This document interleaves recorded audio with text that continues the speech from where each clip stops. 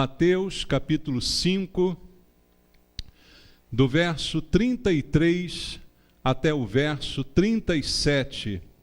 Palavras de Jesus no Sermão do Monte. Mateus capítulo 5, versículo 33 em diante, diz assim a palavra de Deus: Também ouvistes que foi dito aos antigos: Não jurarás falso, mas cumprirás rigorosamente para com o Senhor os teus juramentos. Eu, porém, vos digo, de modo algum jureis, nem pelo céu, por ser o trono de Deus, nem pela terra, por ser estrado de seus pés, nem por Jerusalém, por ser a cidade do grande rei. Nem jures pela tua cabeça, porque não podes tornar um cabelo branco ou preto. Seja, porém, a tua palavra, sim, sim, não, não. O que disto passar vem do maligno. Amém. Senhor, obrigado pela essa oportunidade, Pai, de mais uma vez estarmos na Tua casa para ouvir a Tua voz.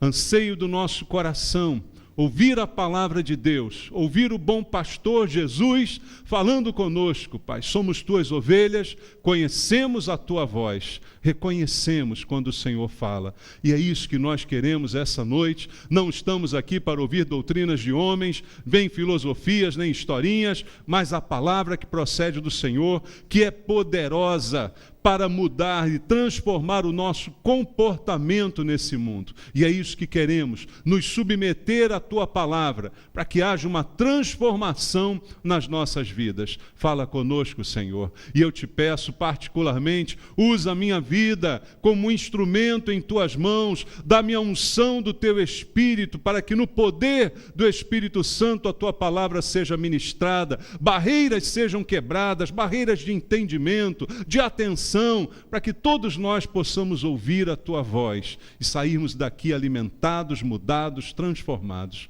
Eu te peço isso em oração com meus irmãos, em nome de Jesus. Amém. Graças a Deus. Podem sentar, irmãos. Amados, esse texto, como eu já disse várias vezes aqui aos irmãos, do Sermão do Monte, foi o texto que mudou a minha vida, né? Foi o texto que promoveu a minha verdadeira conversão. Capítulo 5, 6 e 7 de Mateus, tudo que Jesus dizia aqui, quando eu lia, eu me confrontava, eu chorava, eu não conseguia corresponder a essas expectativas e havia um conflito muito grande no meu coração entre aquilo que eu era para os outros e aquilo que eu era diante de Deus, enquanto eu lia a Sua palavra. E nesse momento do Sermão do Monte, Jesus traz uma palavra a respeito da verdade que é muito impactante, porque se você pensar na verdade, a verdade é uma só, irmãos. Não existem múltiplas verdades, não existem pontos de vista da mesma verdade, como alguns costumam dizer. Verdade é única, e a verdade se chama Jesus. Ele mesmo disse: Eu sou o caminho, a verdade e a vida. Ninguém vem ao Pai a não ser por mim.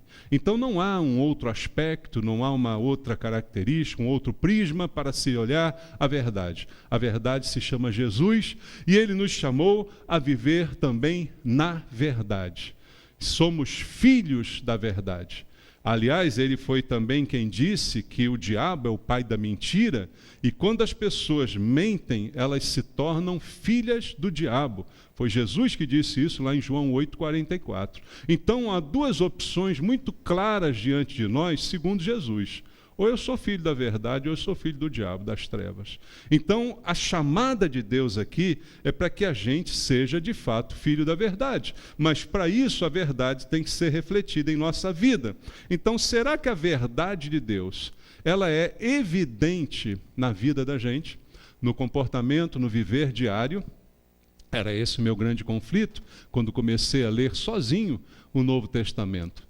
Olhar e confrontar. Por isso o choro, por isso a lágrima. Então, será que nós realmente vivemos essa verdade?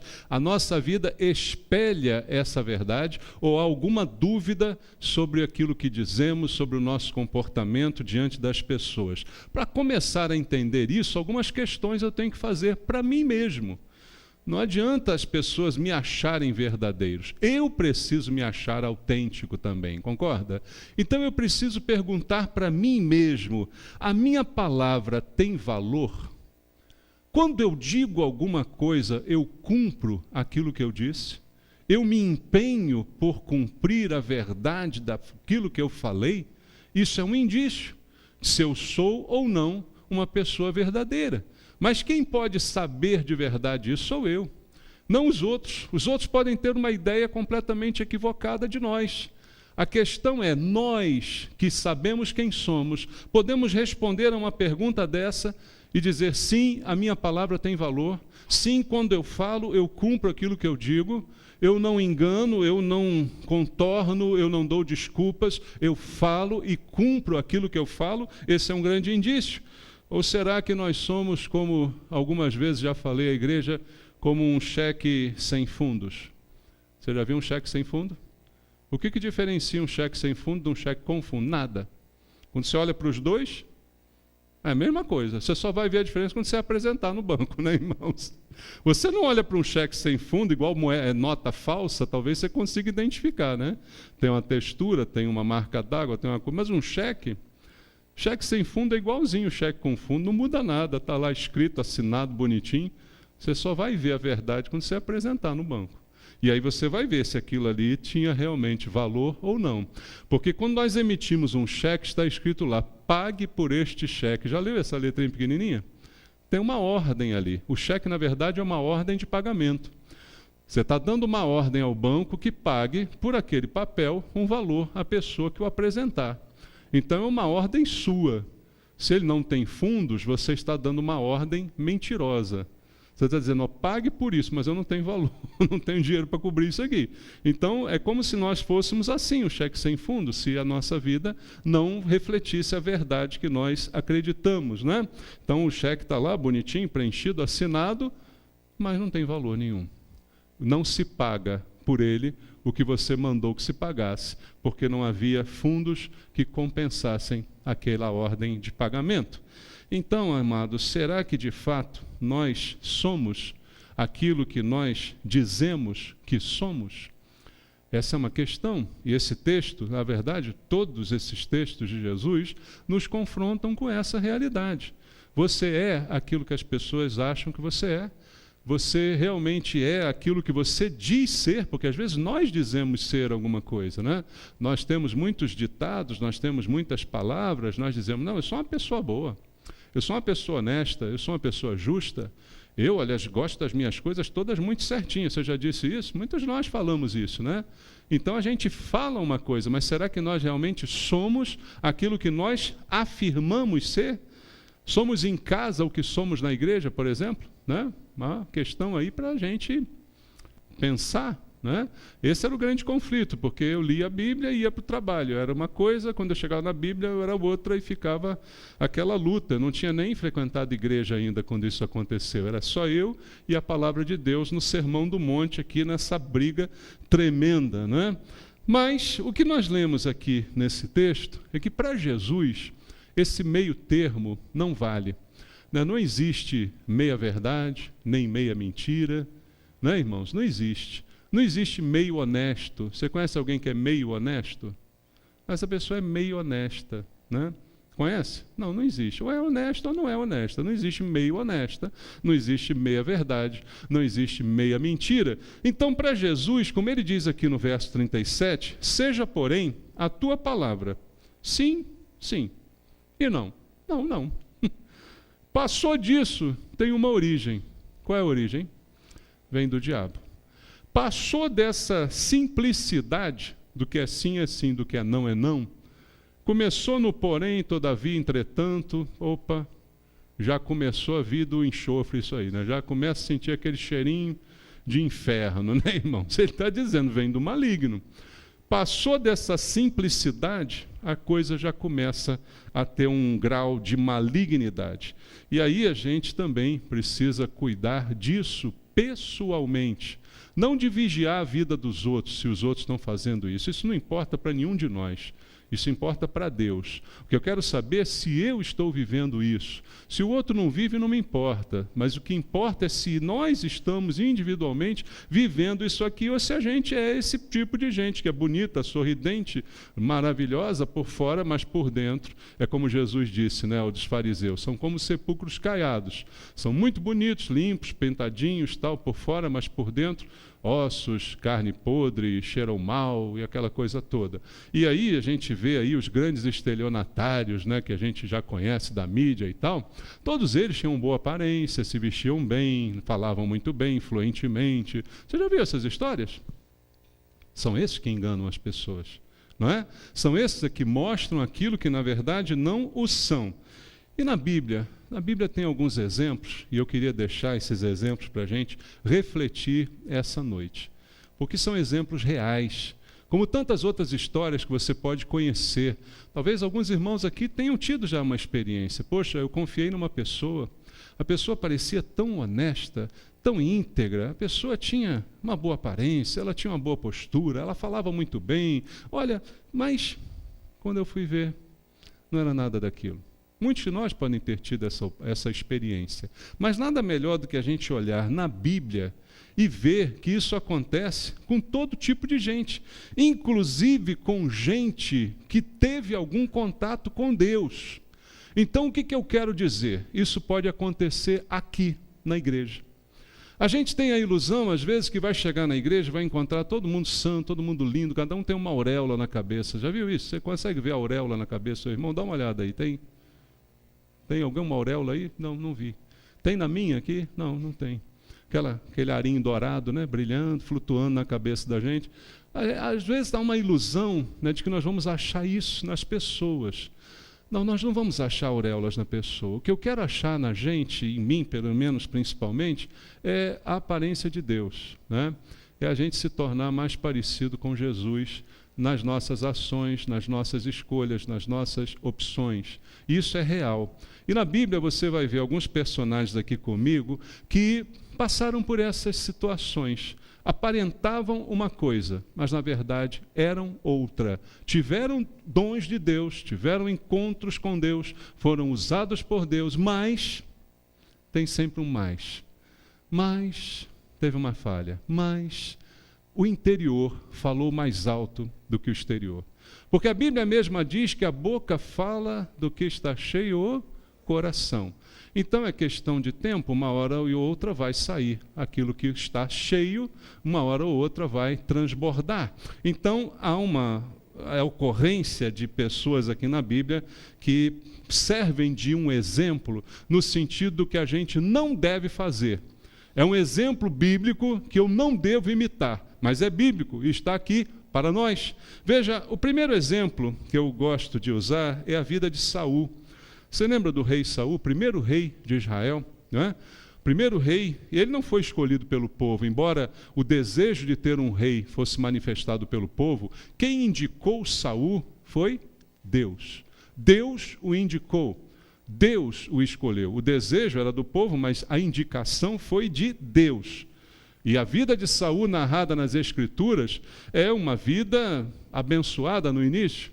Era um homem que tinha tudo para dar certo e tinha tudo que todo mundo deseja, começando pela aparência. A Bíblia diz que ele era bonito, forte, alto, né? Aquela coisa, um homão. Oh, que maravilha! Era Saul, né? E aí Deus deu a Saul, no início do seu reinado, muitas vitórias. Olha na Bíblia, você vai ver, muitas conquistas ele também desfrutou. Não é? Não só a sua beleza, o seu porte, mas ele também teve bênçãos vindas da parte de Deus. Ter vitórias em batalhas, tudo isso guiado e dirigido por Deus. Só que aí chegou um dia que Saul pensou que ele era grande demais. E ele se esqueceu que quem deu isso tudo a ele foi Deus. Esse é um grande problema na vida da gente. É a gente pensar, quando as coisas dão muito certo, quando os planos se realizam, quando tudo acontece, que a gente é bom. Irmãos, quando a gente pensa que é bom, aí é que a gente começou a ser ruim, sabe? É impressionante como isso acontece. Quando a gente começa a pensar, poxa, olha, eu acho que eu sou um cara bom. Saul, de repente, pensou isso. Ele diz: olha só, eu sou alto, sou forte, sou bonito, nenhuma semelhança comigo, tá? Por favor. Tá? Mas Saul pensou assim: eu sou alto, forte, bonito, eu estou ganhando tudo que é guerra, chega para mim, eu arrebento, mato, esfolo, eu acho que eu sou o cara. Ele, de repente, pensou disso, né?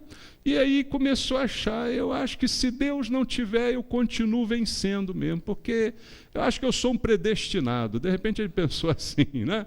Eu sou um predestinado, está tudo a meu dispor. É comigo, está com Deus, né? E aí ele começa a pensar e começa a esquecer que, na verdade, tudo quem fez foi Deus que o escolheu, foi Deus quem o levantou, foi Deus que deu as vitórias a ele, e aí a memória vai ficando fraca. E aí, quando isso acontece, sabe o que vem? A desobediência. Mas isso não nasce do nada. Uma coisa que é interessante na vida de Saul, que isso não é uma consequência apenas desses acontecimentos, isso é uma coisa que já vinha enraizada no seu coração. Ela só vai se manifestar mais cedo ou mais tarde. As coisas já estão dentro do coração, elas só vão ser colocadas para fora, juntando os momentos certos, as situações, aquilo tudo se junta até que isso acontece. Em 1 Samuel, no capítulo 15, 1 Samuel, capítulo 15, no versículo 22, está um versículo aqui muito famoso, que muitos conhecem até de cor, mas olha só o que diz, 1 Samuel 15, 22. Porém Samuel disse: tem porventura o Senhor tanto prazer em holocaustos e sacrifícios, quanto em que se obedeça a sua palavra? Eis que o obedecer é melhor do que o sacrificar, e o atender melhor do que a gordura de carneiros. Veja, Saul passou a desobedecer a Deus. O que aconteceu? Em que contexto isso aqui é dito? Ele viu que as coisas não aconteciam como ele queria, no tempo que ele queria, e aí, ao invés de esperar Samuel, ele resolve oferecer sacrifícios. Ele resolve dar o próprio jeito. Ele começa a se achar independente. Ele começa a achar que ele pode resolver as coisas. Ele não precisa de Deus, não precisa de Samuel, não precisa de ninguém. Ele é o rei, ele é o cara alto, forte, bonito. É com ele o negócio. E aí ele vai oferecer sacrifícios e vai dar desculpas para isso. Não, mas estava demorando, não, mas era necessário, não, mas era a coisa certa a se fazer, era para Deus o sacrifício, não, a boa intenção é o que importa. Esse é o argumento de Saul. E aí Samuel chega para ele e dá um argumento maravilhoso. Olha, você acha que o Senhor tem tanto prazer em holocaustos e sacrifícios, mais prazer nisso do que obedecer a sua palavra? Deus não deu uma ordem de Deus é para ser obedecida. Não adianta você fazer diferente e dizer: mas acho que foi para Deus. Olha, não obedeci, mas foi para Deus que eu fiz. Aí Samuel diz a ele: olha, obedecer é melhor do que sacrificar. Atender é melhor do que essa gordura que você queimou aí. Então você não entendeu que você precisa obedecer. E por essa falta de obediência, todas as palavras de Saul, elas são misturadas. Elas não são, como disse Jesus, sim, sim, não, não. Saul é sempre, talvez. Saul é sempre assim: não, mas, olha, eu não fiz mais. Tem esse motivo, tem essa motivação, tem essa desculpa. Tem sempre uma desculpa para Saul. Então é um homem que ele não é confiável na sua palavra. Havia sempre uma boa desculpa para os seus erros. Não é sim, sim, não, não. Não é eu pequei, pronto, realmente. Não, é sempre: olha, eu errei, mas eu tenho um bom motivo para isso. Olha, eu errei, mas as circunstâncias me levaram a isso. Mas foi a mulher que o Senhor me deu, como disse Adão também, né? E, não, foi a serpente, foi o diabo que me fez pecar. Há sempre uma desculpa ou sempre uma culpa sendo atribuída a alguém. E veja, ele se mostrou cheio de boa intenção. E eu já disse aqui várias vezes, o ditado popular diz que de boa intenção o inferno está cheio. Porque não basta boa intenção. Sacrifício foi ótimo, era a ordem de Deus, que maravilha, mas não era isso que Deus queria. Ele queria que você primeiro obedecesse a sua palavra. Sacrificar não é o principal é obedecer. O maior sacrifício que você pode fazer é obedecer. exatamente como Deus mandou. Então havia muito boa intenção, mas a vida dele não refletia a vontade de Deus. Então veja, é alguém que tem tudo para dar certo, mas dá errado. Porque não havia integridade na vida de Saul. Não havia aquele simples princípio da verdade que Jesus disse ali. Não precisa jurar por ninguém. Primeiro, porque você não tem controle sobre nada pelo que você jura. Você não tem controle sobre nada disso. Então, o que você precisa é aprender a dizer a verdade. Falar simplesmente a verdade. Quando for sim, você diz sim. Quando for não, você diz não. Não tem nada mais complicado do que isso, irmãos. Tem coisa complicada aqui? Dizer sim quando for sim, dizer não quando for não? Olha, uma coisa muito simples, mas parece que às vezes fica tão difícil para a gente.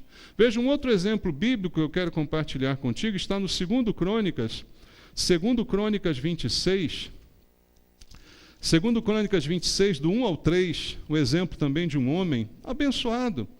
2 Crônicas 26, de 1 ao 3, diz assim: todo o povo de Judá tomou a Uzias, que era de 16 anos, e o constituiu rei, em lugar de Amazias, seu pai.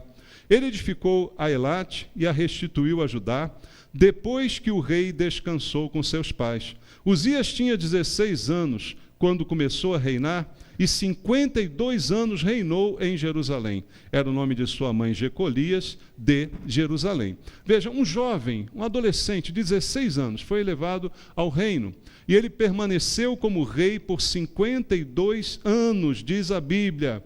Que honra, que privilégio, né?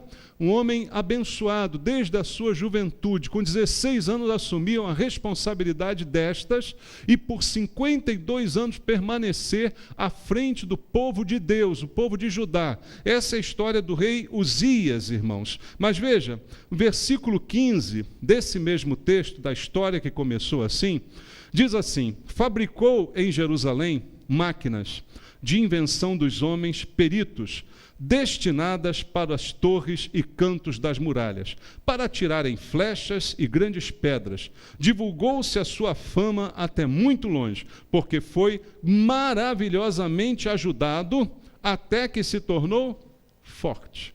Mais uma vez, a história se repete. Ele se torna forte e poderoso, porque conseguiu produzir máquinas de guerra, catapultas, lançamentos de flecha, de pedras, murou a cidade com muita fortaleza em volta, demonstração de poder, tudo porque ele foi ajudado. Você viu aqui no versículo 15? Ele foi ajudado. Ajudado por quem? Ajudado por Deus. Tremendamente ajudado, mas aí ele se tornou forte. E o problema parece que é a gente se tornar forte. Parece que nós temos que aprender, como disse o apóstolo Paulo, é melhor ser fraco. Porque quando sou fraco, aí é que sou forte. Lembra do que Paulo disse? Parece que ser forte, irmãos, não é muito bom. Porque é o princípio da queda. Como diz o ditado popular, quanto maior o cara, maior é o tombo, né, irmãos? Parece que ser forte não é uma boa coisa, a não ser que essa força venha de Deus e dele eu dependa o tempo todo. Paulo aprendeu com isso. Quando sou fraco, aí que sou forte. Por isso Deus não lhe tirou o espinho na carne, para que ele não se ensoberbecesse, como ele mesmo disse, para que a soberba não dominasse o seu coração e ele permanecesse sempre na dependência de Deus. E assim aconteceu com a vida de Paulo, e isso foi uma bênção para ele. Mas com Uzias, a coisa foi diferente. No versículo 16 diz a Bíblia: mas, havendo-se já fortificado, o que aconteceu? Exaltou-se o seu coração para a sua própria ruína, e cometeu transgressões contra o Senhor seu Deus, porque entrou no templo do Senhor para queimar incenso no altar do incenso. Irmãos, esse é o caminho da morte. Veja, tão poderoso ele estava, tão forte ele se sentia, que ele imaginou que não havia mais limites para ele. Mais uma vez, igual Saul, ele poderia fazer o que ele quisesse. Ele é o forte. A bênção de Deus sobre ele foi tão grande que ele se achou especial, diferente das pessoas, ele se achou o tal. E aí a Bíblia diz que ele vai fazer muitas transgressões. Por quê? Porque o coração se exaltou. E, irmãos, o nosso coração, a Bíblia diz, é enganoso. Mais do que todas as coisas, é enganoso o coração do homem. E para a gente se exaltar não custa nada. Basta alguém aplaudir, basta alguém elogiar, basta alguém dizer, você está bonitinho, pronto, você já sai, né? Todo cheio. E quando o coração se exalta, isso é um perigo, porque isso é acompanhado da desobediência, como foi com Saul. Quanto mais exaltado o coração, mais desobediente será o homem, porque ele se achará imune, impune. A sensação de impunidade perpetua o roubo, irmãos. Então o homem se acha impune, porque o seu coração está exaltado. E isso acontece com Ezequias, e aí ele começa num caminho de perdição, pecando contra o Senhor, transgredindo os mandamentos, até que ele culmina com a entrada dele no templo. E aí ele entra no templo, e ele vai fazer o quê? Queimar incenso no altar do incenso. O pastor Manuel pregou aqui quinta-feira. Isso é função de quem, irmãos? Do sacerdote. O rei não tem essa função, cada um no seu quadrado, já existia isso naquela época, viu? Cada um tem da sua função. E ele vai queimar incenso. Como que não? Eu posso. Eu sou o rei, eu mando nesse negócio aqui. Eu entro no templo, eu vou no Santo dos Santos, eu entro onde eu quiser. Deus está comigo, não é? Tenho medo de nada, tenho o corpo fechado. Eu vou onde eu quiser. Essa é a sensação da impunidade, essa é a sensação de que não há limites. E aí diz a Bíblia no verso 17, porém, o sacerdote Azarias entrou após ele com 80 sacerdotes do Senhor, homens da maior firmeza, e resistiram ao rei Urias e lhe disseram, a ti, Uzias, não compete queimar incenso perante o Senhor, mas aos sacerdotes, filhos de Arão, que são consagrados para este mistério. Sai do santuário, porque transgrediste, nem será isso para honra tua da parte do Senhor teu Deus. Veja, esses homens da maior firmeza enfrentaram, tiveram a coragem com o risco da vida de enfrentar o rei na sua loucura, no seu devaneio, para botar ele no seu lugar, dizer assim, olha, isso aí não compete a você. Não cabe a você fazer isso, você não pode, não é sua função, não importa que você é rei, Deus determinou essas coisas de maneira diferente, irmãos. Então, veja o que acontece quando a nossa vida decai da integridade a esse ponto. Quando nos exaltamos a tal ponto de imaginar que estamos imunes a qualquer coisa e que podemos fazer aquilo que bem entendemos. Veja, Deus não recomenda isso. Em Romanos, no capítulo 12, vamos ler, Romanos capítulo 12, no versículo número 3, está escrito assim, porque pela graça que me foi dada, digo a cada um dentre vós, que não pense de si mesmo, além do que convém, antes pense com moderação, segundo a medida da fé que Deus repartiu a cada um. Que palavra que Paulo nos deixou. Porque Paulo sabia mais do que ninguém a respeito dessa natureza humana, porque ele viveu isso na sua carne. Pensar de repente, eu sou o apóstolo, eu sou o cara, fui eu que visitei mais igrejas, fui eu que abri mais igrejas, fui eu que escrevi mais da metade do Novo Testamento, eu sou Paulo. Aí ele diz, mas tem um espinho na minha carne, e Deus não tira, para que eu aprenda, para que eu entenda que o poder de Deus se aperfeiçoa na minha fraqueza, que Deus não precisa da minha força para fazer alguma coisa, Ele faz sendo eu forte ou sendo eu fraco, de preferência sendo fraco Ele faz mais ainda. Então Deus não precisa de nada que eu venha fazer. E Paulo entendeu isso e deixou para a gente, igreja, ninguém pense de si mesmo além do que convém pensar. Esse é um versículo que eu bato aqui muito tempo na igreja nessa tecla, porque eu já vi, irmãos, eu já vi acontecer no meio da igreja tantas vezes, pessoas se revoltarem, pessoas se acharem menosprezadas, ou se acharem excluídas, ou relegadas a um segundo plano, porque pensavam de si mesmas mais do que convém. E quando você pensa de si mesmo mais do que convém, você diz, poxa, ninguém me reconhece. Poxa, ninguém me deu um aplauso hoje. Ninguém me deu os parabéns, ninguém disse que bom trabalho você fez, ninguém fala isso para mim, ninguém me cumprimenta. porque eu penso de mim além do que convém pensar. E a Bíblia diz antes, pense de si mesmo com moderação, segundo a medida de fé que Deus repartiu a cada um. Moderação é a palavra. Moderação me traz para a verdade, moderação me traz para a integridade, que é o assunto que nós estamos tratando aqui essa noite. Mesmo sendo muito bom como rei, ele, Uzias, não podia fazer o trabalho de um sacerdote, mas ele pensou que podia. O que me limita? Eu sou o rei, eu mando nisso aqui. Eu é que vou fazer. E isso serve de lição para a gente, irmãos. Para todos nós, sejamos nós pastores, diáconos, obreiros, de qualquer função, a gente precisa entender que nós somos limitados, que nós não podemos fazer tudo, que nós não temos toda esses nossos desejos supridos e realizados ao nosso bel prazer. Então, queridos, a gente tem que entender qual a posição de cada um de nós dentro do corpo de Cristo, para mantermos a nossa integridade.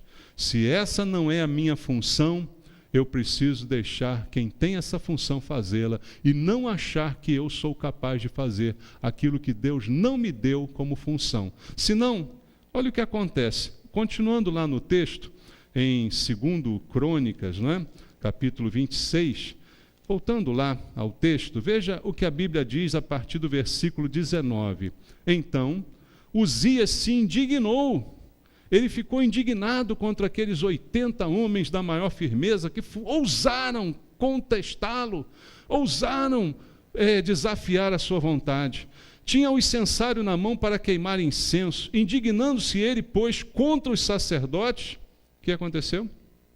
A lepra lhe saiu na testa, perante os sacerdotes na casa do Senhor, junto ao altar do incenso. Então, o sumo sacerdote Azarias e todos os sacerdotes voltaram-se para ele, e eis que estava leproso na testa, e apressadamente o lançaram fora, até ele mesmo se deu pressa em sair, visto que o Senhor. Quem feriu ele?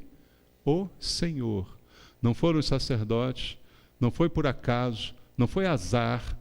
Quem feriu ele foi o Senhor o feriu com lepra. Assim ficou leproso o rei Uzias até o dia da sua morte, e morou por ser leproso numa casa separada, porque foi excluído da casa do Senhor, e Jotão seu filho tinha a seu cargo a casa do rei, julgando o povo da terra.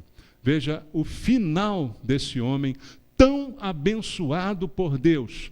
Termina seus dias isolado numa casa fora da cidade, porque a lepra nunca mais o deixou, pela sua ousadia, pela sua presunção de se achar melhor, de se achar o cara e perder completamente a sua integridade. Ele tinha tudo para ter um final melhor. 16 anos começa a reinar, 52 anos reina, poderia terminar com um reinado maravilhoso, restaurou Israel de diversas maneiras, poderia ter um fim espetacular, mas teve um fim exilado.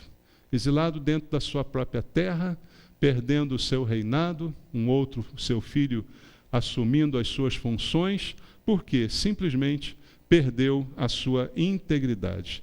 A gente poderia citar aqui um monte de outros. A Bíblia está cheia de exemplos, por exemplo, Absalão, o bonito filho de Davi, com seus grandes cabelos, ele mata o seu irmão, ele trai o seu pai, ele tenta contra Davi. Tantas coisas são mostradas na Bíblia. Corá, Datã, Abirão, que vão tentar contra a autoridade de Moisés, também vão achar que podem fazer como Moisés, e aí milhares de pessoas vão morrer por causa da transgressão desses homens. Veja que coisa quando nós não temos essa integridade.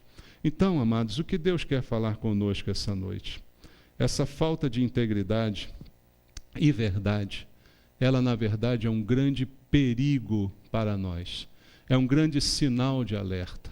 O Sermão do Monte de Jesus é cheio de sinais de alerta. É como se nós estivéssemos navegando nessa vida, num mar em que nós não sabemos onde estão as pedras, mas a palavra surge como um farol para iluminar, para que a gente veja os percalços, para que a gente possa evitar os tropeços na nossa vida. A palavra de Deus é lâmpada para os nossos pés e luz para o nosso caminho. Para que eu não venha tropeçar, para que eu não venha dizer que não fui avisado. Então, toda essa integridade deve ser vivida por nós. Mas como é que eu identifico se isso está acontecendo na minha vida? Eu citei exemplos aqui, mas talvez você diga, não me identifico muito com isso, mas há maneiras da gente identificar. Como é que eu percebo que eu estou perdendo a minha integridade? Quando eu estou deixando de ser sim, sim e não, não, e estou me transformando num talvez, quem sabe, não sei. Quando é que eu percebo isso? Há sinais, irmãos. Sinais também que vão aparecendo, porque essa não é uma doença que surge de repente. Essa é uma doença que se acomoda ao longo da vida, se multiplica até que ela se manifeste na sua completa crueza. E alguns sinais que eu separei aqui é para nossa reflexão. Quando eu deixo de lado as coisas espirituais e começo a me importar demais com as coisas materiais, devia acender uma luzinha vermelha no nosso painel de alerta, pelo menos amarela, né? Aquele alerta assim. Estou começando a dar valor às coisas materiais mais do que às coisas espirituais. Opa, está um alerta acendendo ali. É um sinal de que a integridade está querendo me deixar. Quando eu começo a deixar a oração segundo a vontade de Deus, quando eu começo a deixar de me submeter à vontade do Senhor, é outro sinalzinho. Quando há um tipo de revolta no meu coração, porque a minha vontade não se realiza, é um outro sinal amarelo no meu painel eletrônico. Há um outro alarme soando. Eu posso estar num caminho que vai me levar à morte, como foi a dessas pessoas. Quando eu deixo de lado os princípios da palavra de Deus, da sua leitura, de consultá-la em relação às escolhas que eu preciso fazer na minha vida, é um outro sinal. Quando eu deixo de ser obediente e submisso, quando eu começo a agir por mim mesmo, quando eu começo a fazer sem mais perguntar a Deus se devo realmente fazer, sem mais consultar a palavra de Deus para ver se isso é correto, outro sinal deveria acender no nosso painel. A integridade pode estar indo por água abaixo. E aí, irmãos, para a gente passar do sim, sim, não, não, para o talvez, é um passo muito pequeno e muito estreito. E um outro sinal também de alerta grande é quando eu começo a deixar de ter prazer na comunhão dos irmãos, na comunhão da igreja. Quando a presença ao culto começa a se tornar para mim uma mera obrigação, ou uma satisfação aos outros, ou talvez a mim mesmo, quando isso começa a acontecer, é um grande sinal de alerta que devia estar apitando no nosso painel, irmãos. Há alguma coisa errada acontecendo. Se eu não tenho mais alegria de estar com os irmãos, de revê-los, de abraçá-los, de ter prazer e alegria na presença deles, de ter essa comunhão dentro da igreja, de estar no culto, de ouvir a palavra, de cantar louvores, quando isso tudo vai se tornando um peso para mim, um grande sinal de alerta. E aí o sim, sim, não, não, vai deixando de fazer parte. Começa pelas desculpas que a gente dá para não estar no culto, né? Começa com as desculpas, que são como aquelas de Saul, cheias de boa intenção, mas de repente carentes de verdade. Carentes do sim, sim, não, não. É melhor a gente dizer assim, você não veio por quê? Porque eu não quis. Tá bom assim? É melhor, né? Do que inventar uma desculpa. Por que você não veio? Eu não estava afim. É melhor do que dizer, pois é, tá coisa e tal. Já começou a ir embora o sim, sim, não, não. Eu devo ter cuidado com as palavras, com as reações, com os pensamentos, porque tudo isso vai influenciar naquilo que sai da minha boca. Se é o sim, se é o não, ou se é a mentira. Como diz a Bíblia, eu leio um último texto contigo, em Colossenses, na carta de Paulo aos Colossenses, no capítulo 4, no versículo número 6, Colossenses 4, 6, a palavra de Deus diz assim, a vossa palavra seja sempre agradável, temperada com sal, para saberdes como deveis responder a cada um palavras agradáveis e temperadas com sal, para que nós possamos responder uns aos outros. Como disse Jesus, eu não preciso jurar para impor a minha palavra, para dar credibilidade à minha palavra. Jesus ele proibiu o juramento, não porque seja um pecado mortal. Olha, não jura, senão você vai passar uma vida no inferno. Não, Jesus não proibiu o juramento por ele ser um pecado mortal, mas porque ele é uma incoerência. Se eu preciso jurar para afirmar a minha palavra, quer dizer que a minha palavra não vale muita coisa. Concorda? Se eu digo sim e todo mundo acredita, e sempre que eu digo sim eu cumpro o que eu digo, não vou precisar jurar nunca. Se eu digo não e todo mundo acredita, e sempre que eu digo não, e realmente eu não quero dizer não, então ninguém vai precisar do meu juramento, porque todos vão se acostumar com a minha palavra ser sempre verdadeira. O julgamento é um artifício que a gente usa para dar mais credibilidade àquilo que nós estamos dizendo. O que Jesus está dizendo é que isso é completamente dispensável. Primeiro, porque eu não tenho poder sobre nada, mas eu tenho poder sobre o que eu falo. Então é sobre o que eu falo que eu tenho que cuidar, e não ficar jurando por isso, por aquilo, por Deus, pela minha mãe mortinha. Lembra que a gente fazia isso? Juro pela minha mãe mortinha, debaixo da terra, debaixo do chão. Não, irmãos, não precisa nada disso. Por quê? Porque eu creio que aquilo que eu falo, as pessoas acreditam. Porque eu faço como que elas tenham essa segurança em acreditar. Então o juramento se torna completamente dispensável. Porque a minha palavra será temperada com esse sal da verdade, em que eu serei um exemplo dessa verdade para que haja confiança nas pessoas que estão ao meu redor. E aí, quando eu perder a verdade, o que vai acontecer é que eu vou perder também o meu crédito. E aí, quando eu perder o meu crédito, aí não adianta nem jurando. Você já viu aquelas pessoas que se jura, você sabe que está tudo mentira? Você sabe, normalmente filho pequeno faz isso, né? Juro, não, eu juro, pai, não, nunca mais. Daqui a pouco, você olha para a cara do camarada, dá vontade de dar na tapa, né? Mas você sabe que daqui a pouco vai estar fazendo tudo de novo. Por quê? Porque perdeu o crédito. Irmãos, não há nada mais importante do que o nosso crédito, queridos, num sentido moral. É a coisa mais importante, a gente ter crédito. Eu não falo de dinheiro, crédito. Eu costumo dizer que ter crédito é mais importante que ter dinheiro. Porque se você tem crédito, quando você tiver sem dinheiro, alguém te empresta. Sabia disso? Porque vai confiar que sabe que botou na sua mão, vai receber de volta. Então é mais importante ter crédito que ter dinheiro. E aí quando a gente perde o crédito, aí a coisa complica. Jesus ele mandou a gente multiplicar o que a gente tem. Lembra dos talentos? Ele deu a cada um, mas disse, multiplique, negocie com eles, né? Isso é crédito. Não é devolver o que ele me deu, mas é produzir alguma coisa com aquilo que ele me deu. É ter crédito, é ser credor e não devedor. Isso é que Deus recomenda a todos nós. Então, para que eu tenha crédito espiritual, eu não posso deixar acabar dentro de mim os valores que Deus nos deu. O amor, a sinceridade, o trabalho, o entusiasmo. Essas coisas não podem faltar no coração da gente. Isso é crédito, isso é valor espiritual. Valores espirituais que realmente vão fazer a gente ser alguma coisa. Não o que a gente tem na conta bancária.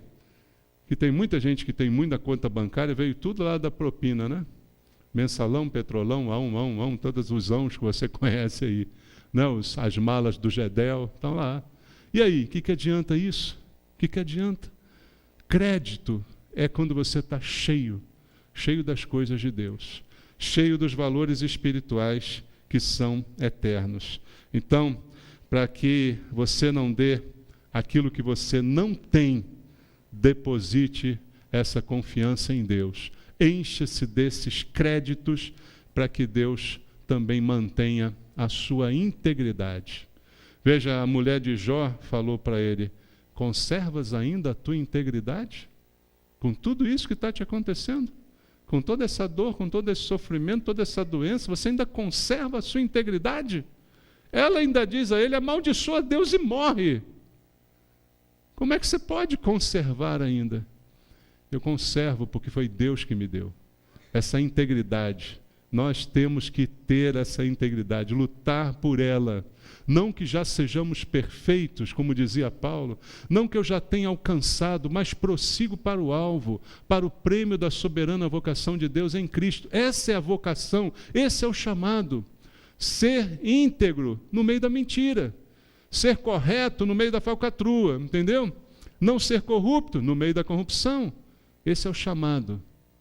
Amém, irmãos? Sim, sim. Não, não. Não invente história. Não invente desculpa. Fale a verdade. Em nome de Jesus.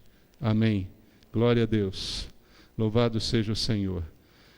É hora da gente participar da ceia e é hora de examinar o coração. Sempre a palavra de Deus nos diz: examine-se, pois, o homem a si mesmo, e assim beba do cálice e coma do pão. Pois quem fizer isso indignamente será réu do corpo e do sangue do Senhor. Então é preciso examinar.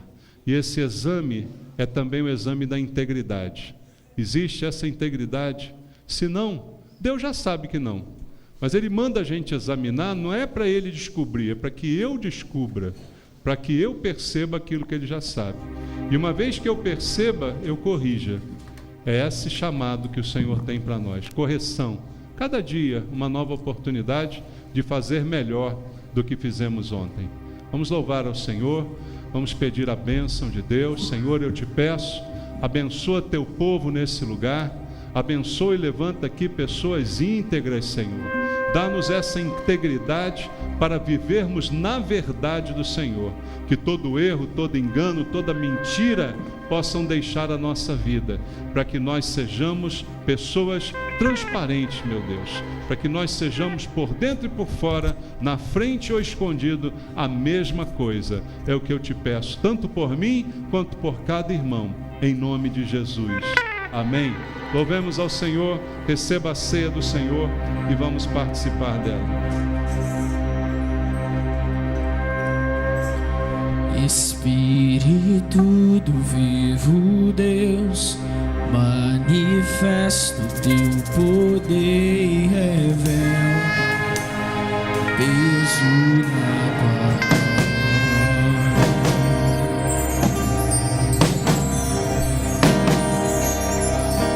Espírito do vivo Deus, manifesta o teu poder.